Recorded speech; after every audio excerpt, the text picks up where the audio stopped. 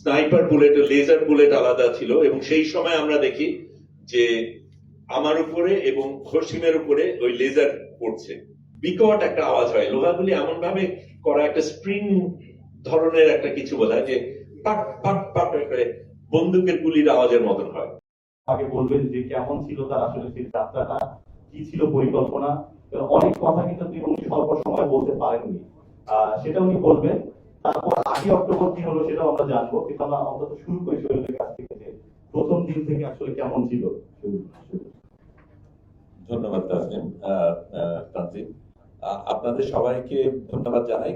সেটার আরেকটা কারণ রয়েছে, আপনারা সাংবাদিক, এবং যে যাত্রায় আমি গিয়েছিলাম সেটা বিশেষ করে সাংবাদিক এবং স্বাস্থ্যকর্মীদের জন্য ছিল, তাদের জন্যই আয়োজন করা। কেন করা সেটার কথা বলি। কারণ এই গাজার ফিলিস্তিনের উপর যে আক্রমণ, এটা তো নতুন না, বহু বছর ধরে হচ্ছে।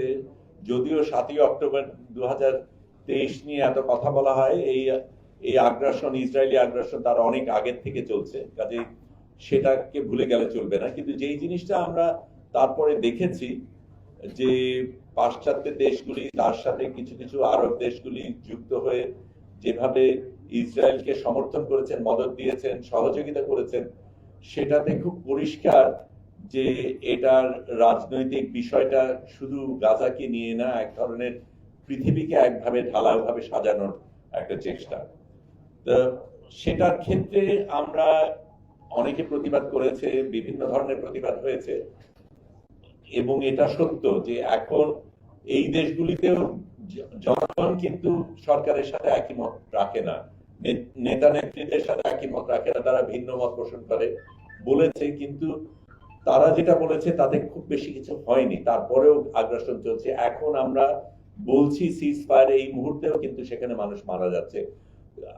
আগ্রাসনের কারণে যেমন মারা যাচ্ছে, দুর্ভিক্ষের কারণেও মারা যাচ্ছে, খাবার না পেয়ে মারা যাচ্ছে, পানি না পেয়ে মারা যাচ্ছে, সেই জিনিসটা চলছে। এবং তখন আমাদের অনেকের মনে হয়েছিল যে শুধু কথা বলে চলবে না, আমাদের কিছু একটা করে দেখাতে হবে। এবং এই যেই অবরোধটা করা হয়েছে, যে অবৈধ অবরোধটা করা হয়েছে, সেটাকে আমাদের আক্ষরিকভাবে, ফিজিক্যালি, দৈহিকভাবে এটাকে আমাদের ভাঙার চেষ্টা করতে হবে, সেটা না হলে হবে না।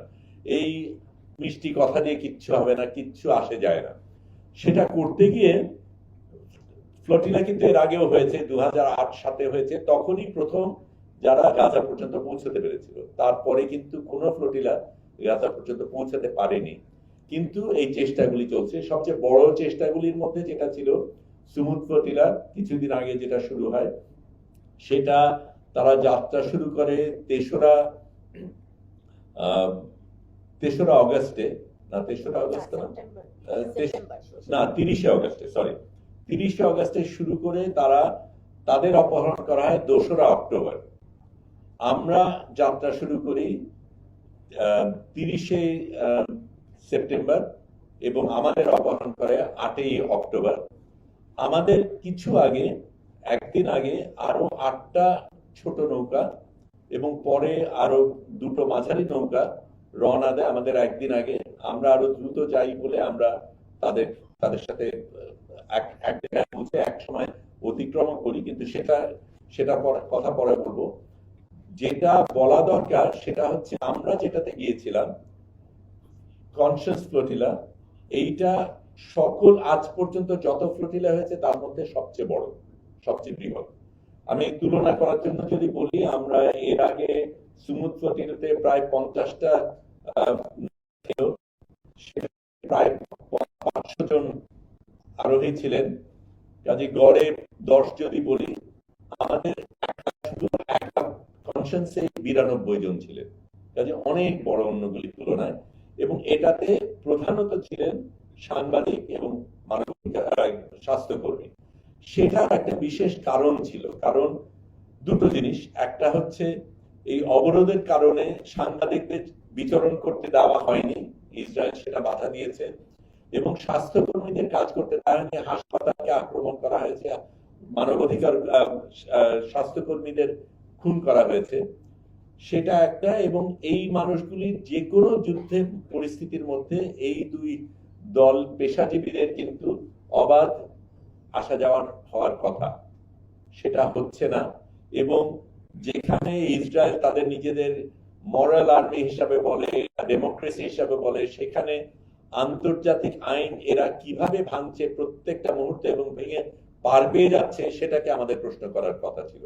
কারণ যেহেতু এই দুই ধরনের পেশাজীবীর ব্যাপারে তাদের সবচেয়ে বেশি আগ্রাসন, সবচেয়ে বেশি ভয় এবং এদের সবচেয়ে বেশি খুন করা হয়েছে, আমরা সিদ্ধান্ত নিয়েছিলাম আমরাই যাব এই অবরোধটা ভাঙার জন্য এবং আমাদের সহকর্মী যারা গাজায় আছে তাদের পাশে আমরা দাঁড়াবো। ওই দায়িত্বটা আমাদের আছে আমরা মনে করেছি, সেই কারণে এই ফ্লোটিলাটা বিশেষ করে করা।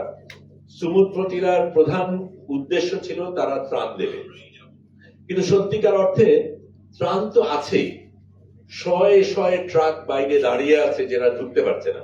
কাজে ত্রাণ দেওয়াটা একটা সিম্বলিক ব্যাপার ছিল, যেহেতু ইসরায়েল যেতে দিচ্ছে না সেইখানে আমরা ত্রাণ দিয়ে, সমুদ্র ফ্লোটিলা ত্রাণ দিয়ে ত্রাণের কারণে যাচ্ছে। আমরা কিন্তু সেই অজুহাতও নেইনি, যদিও আমাদের সাথে অনেক ত্রাণ ছিল, সেটার ভিন্ন কারণ ছিল। কারণ আমরা ধরে নিয়েছিলাম আমরা যাব এবং গেলে আমাদের কি হবে সেটা জানি না, কতদিন থাকতে পারবো জানি না। আমরা যাতে গাজাবাসীদের উপর বোঝা হয়ে না যাই, সেই কারণে তাদের থেকে যখন তাদের এত কম আছে সেখানে আমরা তাদের যারা আছে তার উপর ভাগ না বসাই, সেই কারণে আমরা বাড়তি নিয়ে গেছিলাম। এটা ত্রাণ দেবার উদ্দেশ্যে না, তাদের উপর চাপ না তৈরি, তাদের উপর বোঝা না হওয়ার উদ্দেশ্যে। কাজেই আবার ফিরে যাই সবচাইতে বড় ফ্লোটিলা। আবার আরেকটা জিনিস, এবং এটা নিয়ে অনেকে অনেক কথা বলেছেন, সেই কারণে আমি পরিষ্কার করছি, এই ফ্লোটিলাটা সবচাইতে দ্রুত পৌঁছেছে, সকল ফ্লোটিলার চাইতে অনেক অল্প সময়ের মধ্যে এটা পৌঁছেছে। ওই যে বলছি, যেটা 30শে অগস্টে রওনা দিয়ে 2রা অক্টোবরে অপহরিত হলো, আমরা 30শে সেপ্টেম্বরে রওনা দিয়ে 8 তারিখে আমাদেরকে অপহরণ করা হলো। সেটাও তারও আগে হতো, কারণ আমাদের পরিকল্পনা ছিল আমরা 6 তারিখে পৌঁছাবো। একদম সবচাইতে গতিশীল ভাবে গেলে 1 সপ্তাহের মধ্যে পৌঁছানো সম্ভব। কিন্তু আমাদের আগে যেই 8টা নৌকা এবং পরে আরো 2টো নৌকা যায়, মাঝারি নৌকা যায়, এগুলির গতি আমাদের চাইতে অনেক কম। এই 8টা নৌকা পালতোলা নৌকা অত দূরতে যেতে পারে না। আমরা প্রথমে ভেবেছিলাম আমরা চলে যাব, কিন্তু আমাদের তারপর মনে হলো তাদেরকে ফেলে যাওয়াটা আমাদের ঠিক হবে না। কাজেই তাদের সাথে তাল মিলিয়ে আমরা প্রথমে পেছনে যাওয়া সত্ত্বেও আমরা তাদেরকে অতিক্রম করি, কিন্তু আমরাই তারপরে সিদ্ধান্ত নিই যে না, তাদের আমরা ফেলে যাব না, এটা লড়াইয়ের স্বার্থে তাদেরকে আমাদের সাথে রাখা দরকার। অন্য যে 2টো জাহাজ ছিল সেগুলি যান্ত্রিক সমস্যার কারণে পরে তাদের ফিরে যেতে হয়েছে, তারা যেতে পারেনি। তারপরে যেটা হলো, যেটা এখানে এটা আপনারা বুঝবেন যে আমরা আপনাদের নিয়মিত আপডেট দিচ্ছিলাম, কিন্তু সেখানে এই আপডেট তো ইসরায়েলও পাচ্ছে। কাজে আমাদের খুব সচেতন ভাবে এমন জিনিস বলতে হয়েছে যেটা আমাদের কোনোভাবে কম্প্রোমাইজ করবে না, যেটার কারণে এই যেই উদ্দেশ্যে আমরা যাচ্ছি সেটাকে ব্যাহত না করা হয়। এবং সেই জায়গায় আমরা বাছাই করে কিছু কিছু জিনিস বলিনি, তার মধ্যে একটা আজকে আপনাদের বলি, এর আগে বলা হয়নি।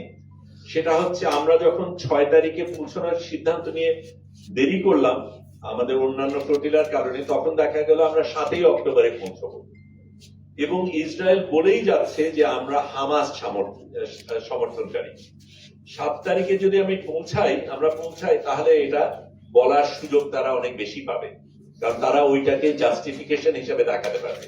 কাজে আমরা ট্যাকটিক্যালি সিদ্ধান্ত নেই যে 7 তারিখে আমরা পৌঁছবো না, 8 তারিখে পৌঁছানোর চেষ্টা করবো। কাজে সেই হিসাবে আমরা বাড়তি একদিন ওইখানেই ছিলাম। কেউ দেখেওছেন যে আমরা ট্র্যাকারে লিখেছেন যে আমরা এক জায়গায় কিছুক্ষণ ছিলাম, ওই 7 তারিখে যাতে আমাদের না পৌঁছতে হয় সেটার কারণে। কয়েকটা জিনিস বলা দরকার, যারা গিয়েছিল তাদের কথা বলি। অসাধারণ কিছু মানুষ এই কনসাস ফ্লোটিলায় ছিলেন, সত্যিকার অর্থে একেবারে লড়াকু মানুষ। হুয়াইদা আরাফ, যার সাথে আমি প্রথম যোগাযোগ করি, আমি পরে আপনাদের প্রশ্নের অন্য উত্তরগুলিও দেবো, কিন্তু আমি শুধু জানানোর জন্য বলছি, তিনি কিন্তু প্রথম এই মাবি মারমারাতে ছিলেন যেখানে তার 10 জন সহকর্মী মারা যায়, তাকে হত্যা করা হয়, খুন করা হয়। তা সত্ত্বেও উনি সব বিপদের কথা জেনে, তার সামনে 10 জনকে খুন করা হয়েছে সেই একই একই ফ্লোটিলাতে, তারপরেও কিন্তু তিনি গেছেন। যিনি কো ক্যাপ্টেন ছিলেন, দুজন ক্যাপ্টেন ছিলেন, আমাদের একজন তুর্কিশ ক্যাপ্টেন আর একজন মেডলিন নামে অস্ট্রেলিয়ান একজন ক্যাপ্টেন। তিনি এর আগে বিভিন্ন এই ধরনের বড় বড় অভিযানে গেছেন এবং সেগুলির রিস্কগুলি উনি জানেন। তিনি আবার আমাদের আগে প্রশিক্ষণও দিয়েছেন, সেফটি ট্রেনিং, অনেকগুলি জিনিস আমাদের আগে করতে হয়েছে। নারী ক্যাপ্টেন। তারপরে নারীদের একটা বড় অংশ ছিল এখানে, শুধু সেটা না, জোহরা তার একটা পা কাটা, অ্যাম্পিটেট করা, সেখানে একটা আর্টিফিশিয়াল পা নিয়ে তিনি গেছেন। 84 বছরের একজন নারী, প্রেসিডেন্ট ম্যাক্রোর খুব ঘনিষ্ঠ ব্যক্তি, তিনি গেছেন এবং নৌকার থেকে লাইভ ব্রডকাস্ট করে ম্যাক্রোকে প্রশ্ন করেছেন, কেন তুমি এই জিনিস হতে দিচ্ছ? এই ধরনের অসাধারণ কিছু কিছু ব্যক্তি গিয়েছেন এই অভিযানে, কিন্তু যারা যাননি সেটার কথা বলা দরকার। কারণ আমরা মিডিয়ার জন্য করেছিলাম, মিডিয়া এবং স্বাস্থ্যকর্মীদের জন্য। মেইন স্ট্রিম মিডিয়ার একটা ব্যক্তি যায়নি, কোনো একটা ব্যক্তি কোনো মেইন স্ট্রিম মিডিয়ার থেকে এখানে যায়নি। সেই রিস্ক তারা নেয়নি। ব্যক্তিগত রিস্ক বলবো না রাজনৈতিক রিস্ক, সেটার মধ্যে আমি গেলাম না, কিন্তু একটা মেইন স্ট্রিম মিডিয়ার কোনো উপস্থিতি ছিল না, এটা আমাদের মাথায় রাখতে হবে। এবং মেইন স্ট্রিম মিডিয়া কি ভয়াবহ ভূমিকা রেখেছে এই যুদ্ধে, এই লড়াইয়ে, এই জেনোসাইডে, সেটা আমাদের মনে রাখতে হবে। আমি তার বেশি একটানা বলবো না, আপনাদের অনেক প্রশ্ন নিশ্চয়ই আছে, প্রশ্নের মধ্যে হয়তো কিছু জিনিস আসবে, তার বাইরে যদি হয় শুধু শেষের জায়গাটা বলি যে আমরা যখন আমি ব্রডকাস্ট, আমরা কিন্তু তার আগে সারাক্ষণ মোহরা দিয়েছি, ধরলে কি হবে, কে কি করবে, কার ভূমিকা কি, একে আক্রমণ করলে অন্যজন কি করবে, একজনকে যদি খুন করা হয় বা আক্রমণ করা হয় তাহলে আরেকজন কিভাবে আসবে, একেবারে মিলিটারি কায়দায় আমরা পুরো যাত্রা সহ আমরা এই জিনিস করেছি। দিনে রাতে সাইরেন বেজেছে, সবাই এক জায়গায় গিয়েছি, সেই এক্সারসাইজ গুলির ভেতর দিয়ে গিয়েছি। কিন্তু এক্সারসাইজ একটা জিনিস, আসল ঘটনা ভিন্ন জিনিস।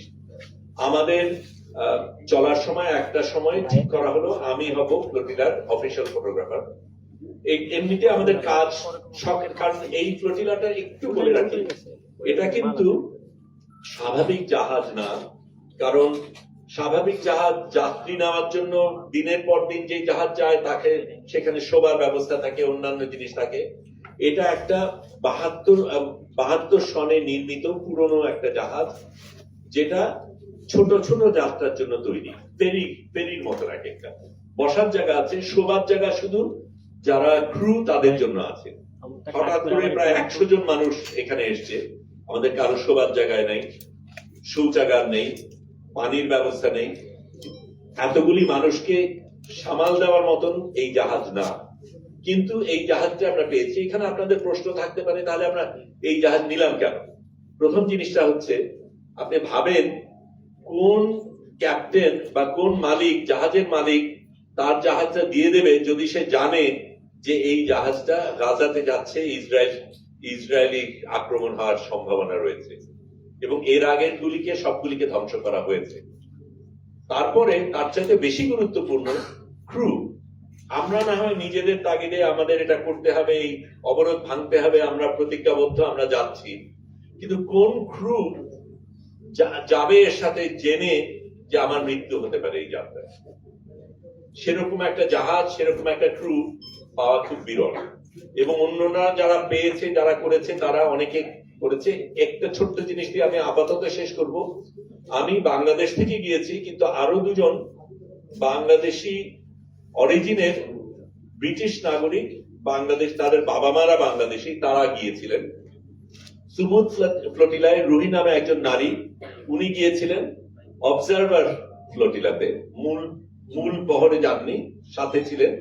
তারা ডেঞ্জার জোন পর্যন্ত যাননি, তারা আগে গিয়ে ফিরে গেছেন, কারণ তাদের ফ্লোটিলাতে আরো কয়েকজনের একটু সমস্যা হয়েছিল, যে কোনো কারণে তারা ওই পর্যন্ত যাননি। আমি যেতে গিয়ে আমার সাথে ইয়াসিন নামে একজন ভদ্রলোক, উনি বললেন তোমার জন্য একটা মেসেজ আছে। মেসেজটা শুনে দেখি যে ভাই কেমন আছেন, সিলেটি ভাষায়। সেই ভদ্রলোক বলছেন, লিয়াকত নাম, ডাক নাম লিয়াকত, ভালো নাম মোহাম্মদ আলী। এই ভদ্রলোক ইংল্যান্ডে থাকেন, উনি কোরআন শেখান। উনি নিজে আরো 3 জন বন্ধুকে নিয়ে জড়ো করে 28,000 ইউরো জোগাড় করে একটা নৌকা কিনে তারপর ওখান থেকে এই সমুদ্রে যোগদান দেবেন। যোগদান দেওয়ার একটা প্রক্রিয়া রয়েছে, অনেক বাছাই করা ব্যাপার থাকে, কাকে নেবে না, সিকিউরিটির ব্যাপার রয়েছে, নিরাপত্তার ব্যাপার রয়েছে, এর মধ্যে মোসাদ এজেন্ট ঢুকবে কিনা, অনেক রকমের ব্যাপার রয়েছে। কাজে খুব ভালো একটা স্ক্রিনিং এর মাধ্যমে যায়। তাদেরকে বলা হয় তোমাদের নৌকা নেব, তোমাদের নেব না। তারপরে বিভিন্ন ভাবে উনি আসতে পারেন এবং উনি অন্য নৌকার থেকে আমাকে মেসেজ পাঠান যখন জানতে পারেন যে একজন বাংলাদেশে এই নৌকায় আছে। তাদের নৌকাকে সরাসরি র্যাম করা বলে, মানে ওই যুদ্ধের নৌকা দিয়ে ধুস মেরে সেই নৌকাকে ভাঙা হয় এবং সেখান থেকে তাদেরকে তুলে আলাদাভাবে আনা হয়। আমি তার বেশি এখন বলছি না, আপনারা প্রশ্ন করেন, অনেকগুলি জিনিস বলার আছে, অবশ্যই বলবো। কিন্তু এটা আমি বলি সত্যিকার অর্থে আমি গেছি, কিন্তু আমি আপনাদের সকলকে নিয়ে গিয়েছি। আপনারা যেভাবে সাথে ছিলেন, যেভাবে সমর্থন করেছেন, যেভাবে ভালোবাসা দেখিয়েছেন, এটা অসাধারণ। আমি এটাও বলবো, আমাদের chief adviser professor Muhammad Yunus যেইভাবে সাড়া দিয়েছেন, শক্তিশালী ভূমিকা রেখেছেন, জোরালো ভূমিকা রেখেছেন, এটাও অসাধারণ। কারণ এই বাঘা বাঘা দেশগুলির একটা দেশের একটা নেতা বা নেত্রী কিন্তু কিচ্ছু বলেননি। এমনকি আমরা যখন বেরোলাম তখন ইস্তানবুলে যখন পৌঁছায়, আমেরিকার কনসুল থেকে কেউ আসেওনি। তখন আমাদের কনসুলের মাধ্যমে তাদের পরিবারকে ফোন করে যোগাযোগের ব্যবস্থা আমরা করেছি। কাজে সেটা একটা অসাধারণ জিনিস ছিল। আপনারা অসাধারণ একটা ভূমিকা পালন করেছেন, সারাক্ষণ সাথে ছিলেন।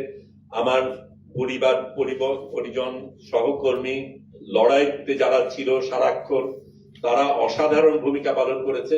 এবং এই জিনিসগুলি আমরা অন্যদের যখন বলেছি, তারা কিন্তু সেটা থেকে ভীষণভাবে উৎসাহিত হয়েছে, অনুপ্রেরণা পেয়েছে। কারণ তারা মনে করছিল তারা বোধহয় একা, তাদের নিজেদের দেশের মানুষ সেরকম ভাবে সাড়া দিচ্ছে না। বাংলাদেশ যেভাবে সাড়া দিয়েছে, সেইভাবে সত্যিকার অর্থে পৃথিবীকে বাংলাদেশ দেখিয়েছে যে সারা পৃথিবীতে বাংলাদেশ কি ধরনের ভূমিকা রাখতে পারে। আমি এটা দিয়ে আপাতত শেষ করি, অনেক কিছু বলার আছে, আপনাদের প্রশ্নগুলি। আচ্ছা, আমরা তো প্রশ্ন উত্তরে যাবই। আমার মনে হয় একটা প্রশ্ন বেশ কমনই পড়বে, সেটা আপনি বলতে পারেন যখন আপনারা ভাববেন আরো প্রশ্নগুলো বুঝাবেন আপনাদের মাঝখানে। সেটা হচ্ছে 8ই অক্টোবর সকাল 6টায় যখন ইসরায়েল বাহিনী আসলো, এর আগে আপনারা জাহাজে যারা ছিলেন টের পেয়েছিলেন কিনা, কিংবা অবশ্যই তো প্রস্তুতি একটা ছিল, এবং এসে ওনাদের আচরণ কেমন ছিল? এবং ওই 2 দিন, যে 2 দিন আমরা আসলে কোনো খবরই পাইনি আপনার কাছ থেকে, মানে অনেকগুলো তো ডিটেল আছে ওখানে। ওনারা যখন বন্দিশালায় নিলেন, সেখান থেকে হয়তো বা যা করেছেন তার থেকে অনেক নিষ্ঠুর কাজই তারা করেন, নাহলে এত বড় একটা জেনোসাইড ঘটে না। কিন্তু ওনাদের আচরণে আপনারা কি পেলেন, সেই অভিজ্ঞতাটা যদি শুরু করে বলতেন। প্রথমেই বলি, আমরা তো আগের থেকে মহড়া দিয়েছিলাম যে আক্রমণ হবে, আমরা ধরেই নিয়েছিলাম, কারণ এর আগে অন্য কোনো প্রক্রিয়া যেতে পারেনি। কাজে আক্রমণ হলে আমরা কি করব সেটা একদম মিলিটারি কায়দায় আমাদের কিন্তু প্রত্যেকের রিহার্সাল করা ছিল। রোল কল, কেউ যদি মিসিং থাকে তাহলে তাকে কি করে খুঁজে পাবে, প্রত্যেকের সাথে আরেকজন, যাতে একজন আরেকজনের খোঁজ রাখে। আবার আক্রমণ যখন হয় তখন কে প্রতিহত করবে, কে স্পোক্স পার্সন হবে, সবকিছু আমরা করেছিলাম। একটা জিনিস তার বাইরে ঠিক ছিল যে আমি এবং আরেকজন হসিম নামে আরেকজন সাংবাদিক, আমরা দুজন শেষ মুহূর্ত পর্যন্ত ফিল্মিং করব, যাতে নাকি আমরা এই তথ্যটা দিতে পারি। সেটার কারণে আমাদের বিশেষ একটা জায়গায় থাকতে হয়েছে যেখানে আমরা ইন্টারনেট সিগন্যালটা পাবো, আমরা লাইভ দেব। কারণ আমরা এটাও জানতাম যে আমাদের যখন আমাদের নৌকায় এসে যাবে তখন আমরা কিন্তু আমাদের ফোন, ল্যাপটপ সমুদ্রে ফেলে দেবো। কারণ এর মধ্যে অনেক তথ্য আছে যেগুলি তাদের হাতে গেলে অন্যদের বিপদ হতে পারে। সেই কারণে আমরা আগেই সিদ্ধান্ত নিয়েছিলাম, কিন্তু একেবারে শেষ মুহূর্ত পর্যন্ত যাতে ফিল্মিং করতে পারি, সেই কারণে আমরা একদম নিজেরা আগে গবেষণা করে কোন জায়গায় সবচেয়ে বেশি সিগন্যাল পাওয়া যায় সেরকম জায়গায় ছিলাম। কাজে আমি এবং হসিন, ও সে ডান দিকে আমি বাদিকে, এরকম ভাবে আমরা অবস্থান নিচ্ছিলাম। আমরা শুয়ে আছি, এটা তার আগের রাতে অনেক রাত পর্যন্ত আমাদের আপলোড করতে হয়েছে, কারণ আমরা জানি যে সেই রাতে হয়তো আক্রমণ হতে পারে। কাজে আমরা তখন আমাদের যত ডেটা আছে, তারপর আইক্লাউডে ব্যাকআপ করা, যা যা করার যতটা করতে চেষ্টা করছি। কাজে অনেক রাত পর্যন্ত জেগে 3টার দিকে ঘুমাতে গেছি। এবং এটাও বলা দরকার, আমাদের কিন্তু শোবার জায়গা ছিল না, কারণ এটাও একটা মজার জিনিস যে অনেক ধরনের বৈষম্য তো হয়, এমনকি ফ্লোরিডার ক্ষেত্রেও বৈষম্য হয়। সেটা কিরকম? কারণ আমরা তো ফ্লোরিডায় যাওয়ার আগে ইটালি ছাড়বো, ইটালি ছাড়া গেলে ইটালির ইমিগ্রেশন রয়েছে। সাংবাদিক হিসাবে আমাকে সবচেয়ে আগে দেওয়া হয়েছিল নাম দেওয়া টাওয়া ইত্যাদি, কাজে আমি একেবারে আগে যে ঠিক জায়গা বেছে নেবো ঠিক করা হলো। তারপরে শুনতে পারলাম ইউরোপিয়ানরা আগে যাবে, তারপরে মার্কিনিরা যাবে। আমি বাংলাদেশি হিসেবে সবচাইতে পরে উঠলাম, এবং যতক্ষণে আমি উঠেছি ততক্ষণে শোবার জায়গা নাই, মাটিতেও বেঁচেতেও শোবার জায়গা নাই।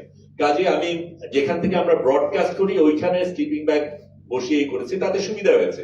কারণ যখন বলা হলো যে সিগন্যাল পাচ্ছে, কারণ রেডার দেওয়া আছে, আমরা 24 ঘন্টা কিন্তু আমরা মনিটর করছি। আমার নিজেরও ড্রোন ওয়াচ ছিল, ছাদে গিয়ে আমরা এদিক ওদিক তাকিয়ে দেখি ড্রোন আছে কিনা, কোনো কিছু হচ্ছে কিনা, রেডারের তথ্য পাই, অন্যদের থেকে আমরা সিগন্যাল নিচ্ছি।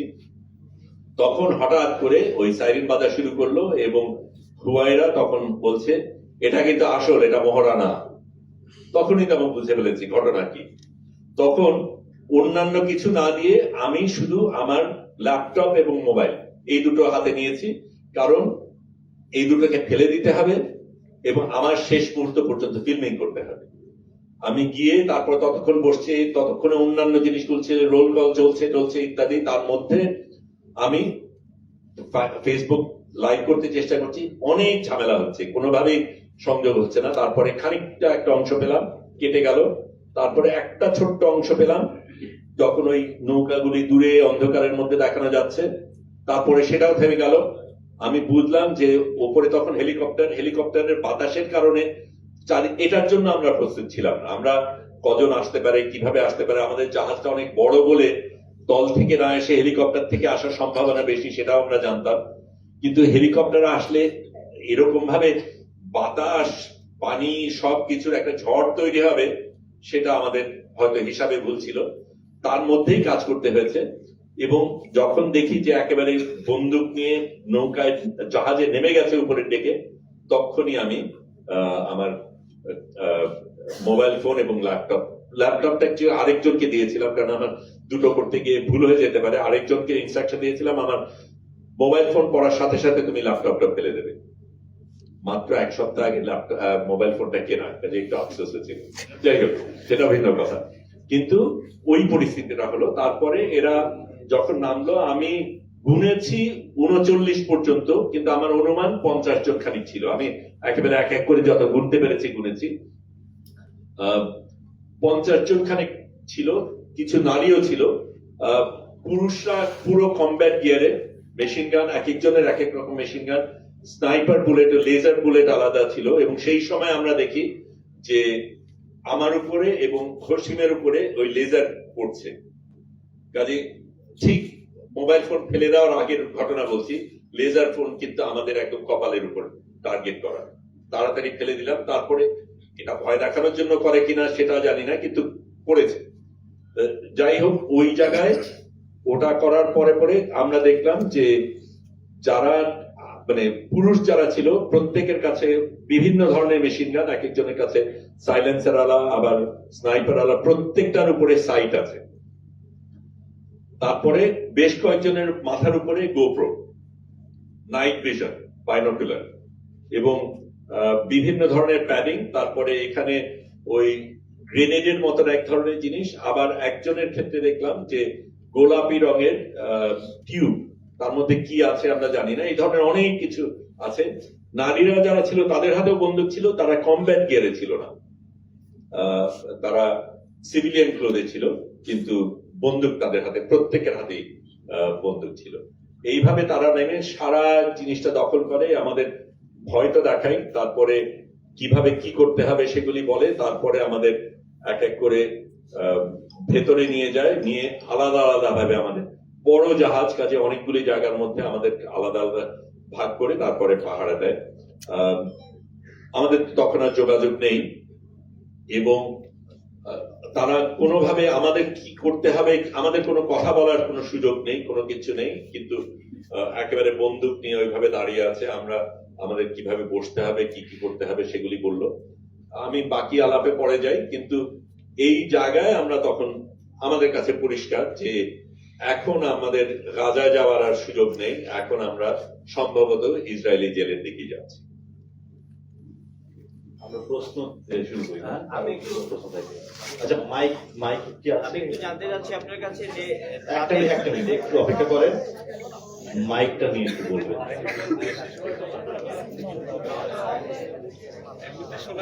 আপনি একটু নাম পরিচয় বলে শুরু করেন। জি, আমার নাম শাওন হাসনান, আমি আছি দ্য বিজনেস স্ট্যান্ডার্ড। যে আমি একটু জানতে চাচ্ছি, আপনি যে বললেন যে যখনই আপনাদের মানে ইসরায়েলি বাহিনী করলো, তখন আপনারা মানে গাজার যে ভূখণ্ড থেকে কত দূরে, এই বিষয়টা একটু। আরেকটা বিষয় হচ্ছে যে তারা কি আপনাদের উপর টর্চার করেছে?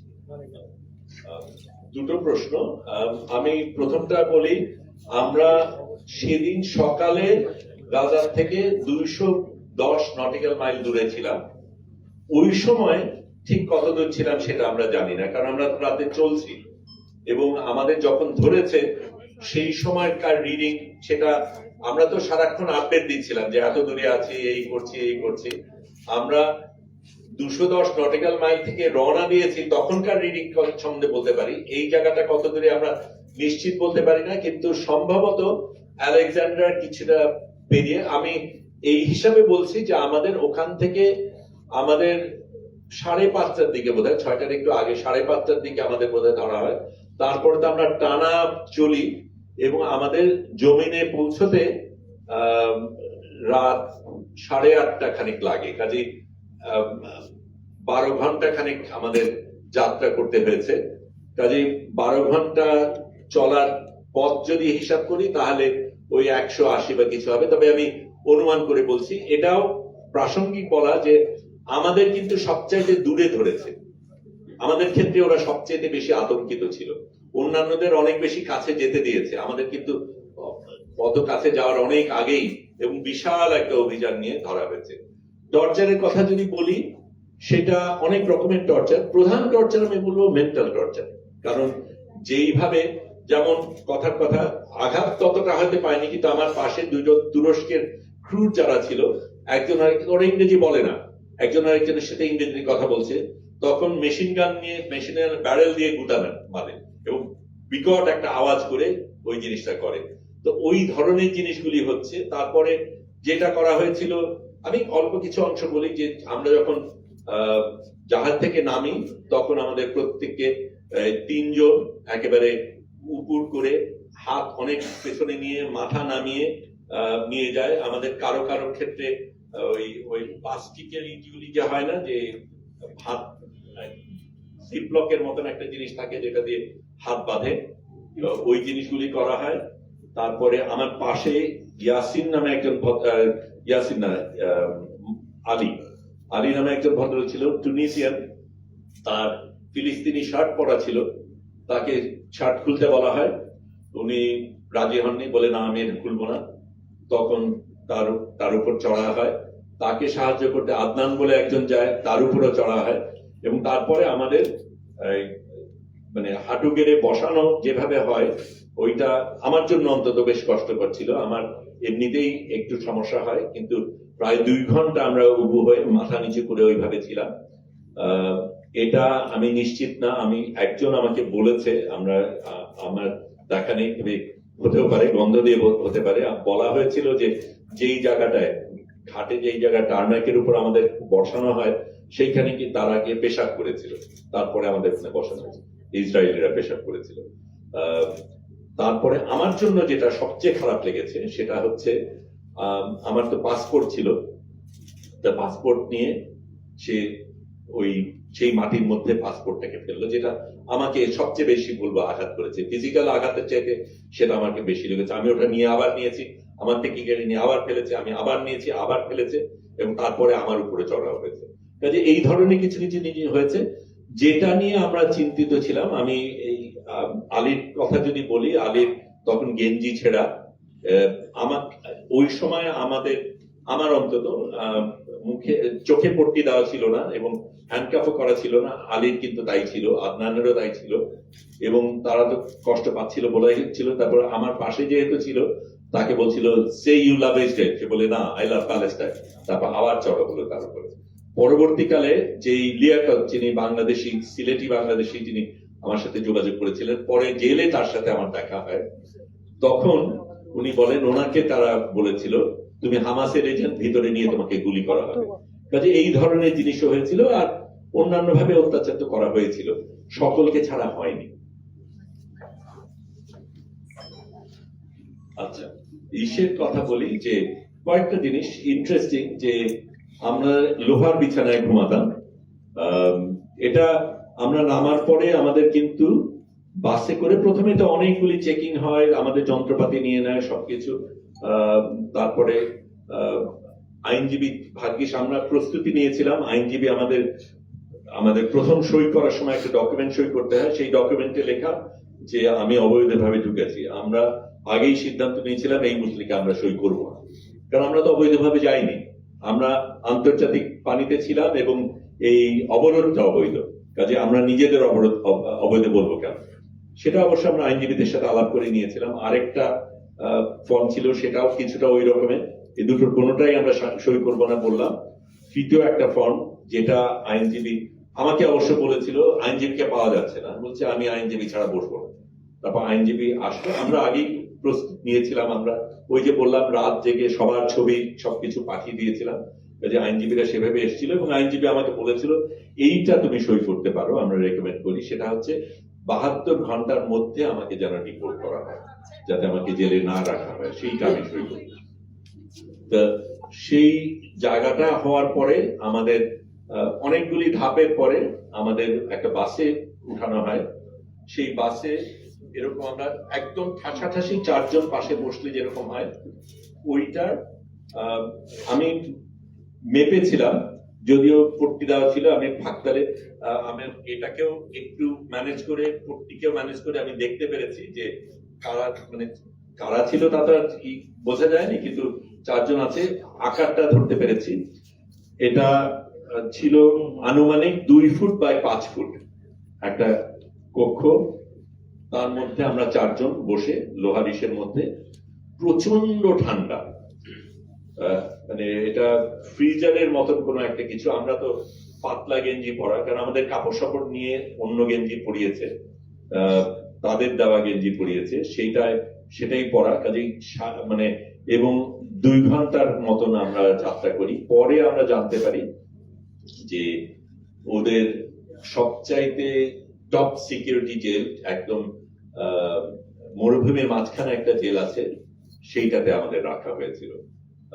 তারপরে আমরা অবশ্য আগে সিদ্ধান্ত নিয়েছিলাম আমরা হাঙ্গার স্ট্রাইক করব, আমরা খাইনি, কিন্তু সকলের শরীর তো একই রকমের না, কারো কারো প্রয়োজন ছিল। এই 2.5 দিন আমরা যেখানে ওখানে ছিলাম, জেলে ছিলাম, সেই সময় 1 প্লেট খাবার দেওয়া হয়েছে, যারা খেয়েছে তাদের, আমরা খাই। আচ্ছা আচ্ছা, বিছানার ক্ষেত্রে, যেটা বিছানাটা লোহার ছিল, এবং ওই বিছানায় একটু কাত হলেই বিকট একটা আওয়াজ হয়। লোহাগুলি এমন ভাবে করা, একটা স্প্রিং ধরনের একটা কিছু বোধহয়, যে পাট পাট পাট করে বন্দুকের গুলির আওয়াজের মতন হয়।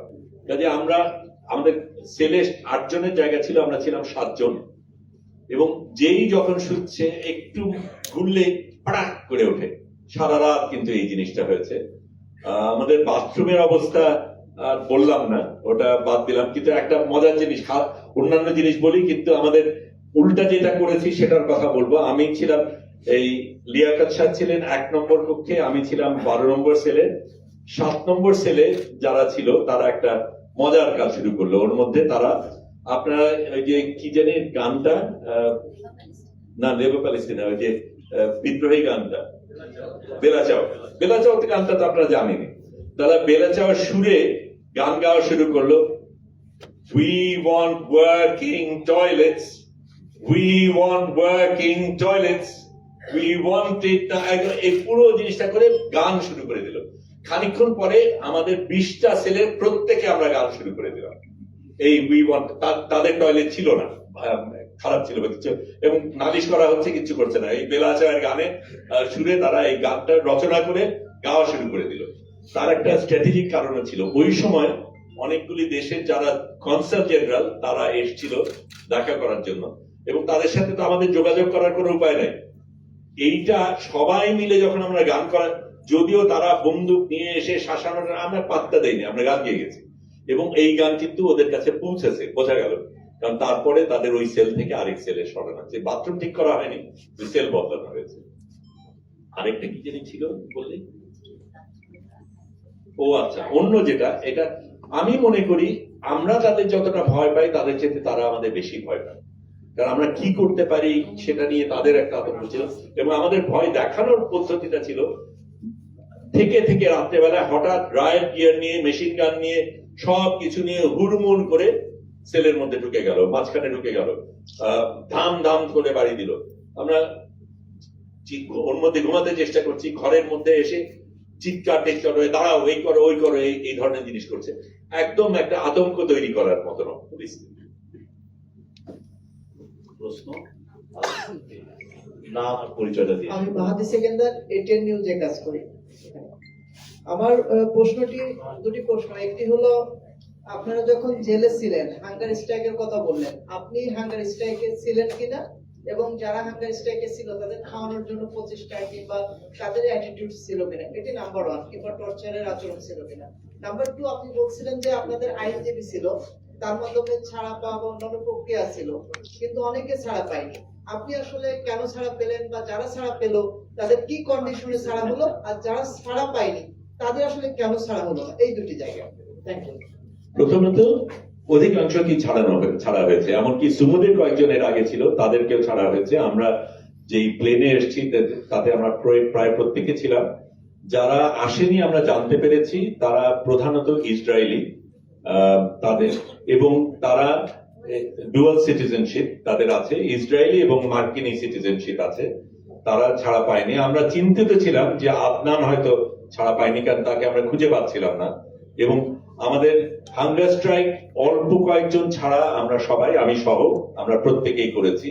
যেই দু একজন করেছে তাদের শারীরিক অবস্থা ছিল, এবং আমাদের হাঙ্গার স্ট্রাইকের আরেকটা কারণ ছিল, একজন 7 নম্বর সেলে, 6 নম্বর সেলে আরেকজন ছিল, নাম হচ্ছে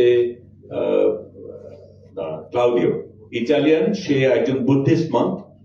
তার এই যাত্রায় শুরু করার আগে তার একটা স্টেপ বসানো হয়েছিল, তার সেটার ওষুধ দরকার ছিল, সেই ওষুধ রাখা ছিল সামনে, কিন্তু তাকে দেওয়া হচ্ছিল না, এবং তাকে সেই ওষুধ দেওয়ার জন্য আমরা প্রতিবাদটা করেছি। সে অনেক প্রশ্ন থাকবে আপনাদের। বলেন।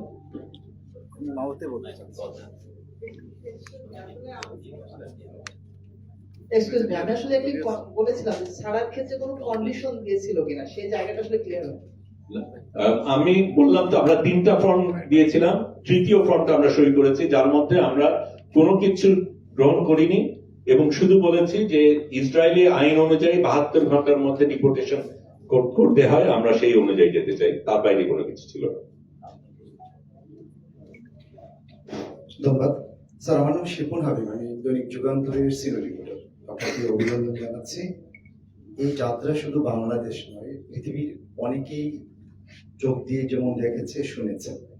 আমি একটু জানতে চাচ্ছিলাম, আপনি যখন এই যাত্রায় একদম জেনে শুনে মৃত্যুর কবে যাচ্ছেন, আপনার পরিবার তখন কি বলেছেন? ওই যাত্রা থেকে যখন আবার এসছেন, আপনার পরিবারকে কি বলেছেন? প্রথমে এটা ঢোকাটা খুব কঠিন ছিল, এবং আমি এটা তখন আমি নিউ ইয়র্কে ছিলাম, যখন লরেন ওয়ালশ নামে আমাদের একজন সহকর্মী, যিনি পাঠশালার মাস্টারও ছিলেন, ওনার সাথে আমি আলাপ করছি। তখন আমি জানতাম যে এরকম একটা মিডিয়া প্রতিযোগিতা হতে যাচ্ছে, কিন্তু তার সাথে আমার সরাসরি যোগাযোগ ছিল না। সে বলল আমার একজন আছে যার সাথে যার মাধ্যমে হয়তো যোগাযোগ করা যাবে। তখন হুবাইদা আরাফের,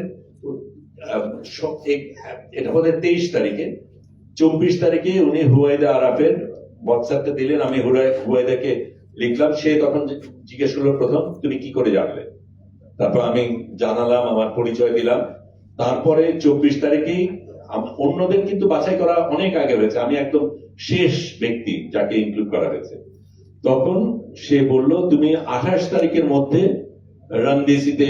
ব্রিন্ডিসিতে পৌঁছাতে পারবে কিনা।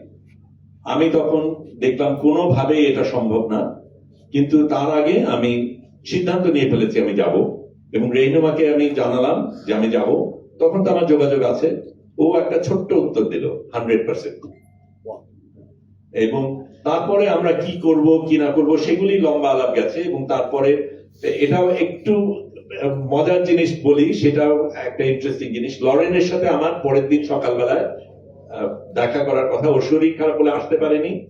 আমি নিউ ইয়র্কে যখন হেঁটে যাচ্ছি তখন রাস্তা দিয়ে এক ভদ্রলোক বাংলাদেশি, উনি আমাকে দেখে চিনে ফেললেন এবং উনি ইশারা করলেন কথা বলতে চাই। আমি বললাম ভাই আমার খুব ব্যস্ত, এখন পারবো না। আমরা নম্বর যোগাযোগ করলাম। উনি তারপরে বহুবার আমার সাথে যোগাযোগ করতে চেষ্টা করতে পারেননি। ওই দিন লরেন্স না থাকাতে তাকে আমি সময়টা দিলাম। সে এসে, আমি তখন ট্রাভেল এজেন্টের সাথে যোগাযোগ করছি কি করে আমি ওই জায়গায় অত তাড়াতাড়ি পৌঁছাবো। তখন সে আমাকে বলে সে একটা ভিয়েতনামের বিলিয়নারের জন্য সে ফিক্সার, বিভিন্ন জিনিস ম্যানেজ করে। সে এমনকি বললো যে তার একটা রাশার থেকে বিড়াল আনতে আমার $12,500 খরচ করতে হয়েছে, কিন্তু সেটা অন্য আলাপ। সে বললো আমি তো জানি কি করে করতে হয়। সে তখন অ্যাপে বসে যেই জিনিসটা করলো, বলে দেখো ব্রিন্ডিজে তুমি পৌঁছাতে পারবে না, কিন্তু রোম থেকে তুমি যদি বাস নাও লেচ্চে বলে একটা জায়গায় যেতে পারবে, 10.5 ঘন্টা যাত্রা। আমি ওইটাই করলাম, বললাম রাতে দাও, কারণ আমি এখনো ফ্লাইট পাইনি। ফ্লাইট তার আগে আমি ব্যবস্থা করতে চেষ্টা করবো যাতে রোম পর্যন্ত পৌঁছাতে পারি। কিন্তু একটা হলে আর একটা হবে, সেটার বিলাসিতা আমাদের নাই। তাদের বাসের টিকিট আমি তখন কেটে ফেলে তারপর আমি অন্য মিটিং এ চলে গিয়ে ট্রাভেল এজেন্টকে দায়িত্ব দিলাম, তুমি এই টাইমের মধ্যে আমাকে রোমের পৌঁছানোর ব্যবস্থা করো। আমি ওইখানে ভোকাটার্ক আর প্রফেসর ইউনুসের যে মানবাধিকার সেশনটা ছিল ফোর ফাউন্ডেশনে, ওখানে যখন বসে আছি তখন সে আমাকে টেক্সট করলো, আপনার জন্য অপেক্ষা করছেন, আমি বুক করে ফেলেছি। কাজে সেইভাবেই হলো। এবং আমি নিউ ইয়র্ক থেকে আমান হয়ে, দোহা হয়ে, ঢাকায় পৌঁছে এখানে আমাদের সাথে কি হবে, এতদিন থাকবো না, কিভাবে চলবে, এগুলির প্রস্তুতি নিয়ে আবার প্লেন ধরে রোমে গেলাম এবং প্রেস কনফারেন্স করে রোমে চলে গেলাম। রোমে গিয়ে ওখানে তারপরে 5 ঘন্টা অপেক্ষা করে রাতের বাস ধরে সকালবেলা লেচি পৌঁছালাম। সেখান থেকে আরেকটা বাস নিয়ে আরেকটা ট্রেন ধরলাম, সেই ট্রেনের পরে আরেকটা বাস নিয়ে তারপরে 20 মিনিট হেঁটে অত্যন্ততে যেখানে ওদের মহড়াটা ছিল সেটা 29 তারিখ সকালে পৌঁছাতে পারলাম। আমার 28 তারিখ রাতে পৌঁছানোর ওইটুক গ্রেস তারা আমাকে দিয়েছে।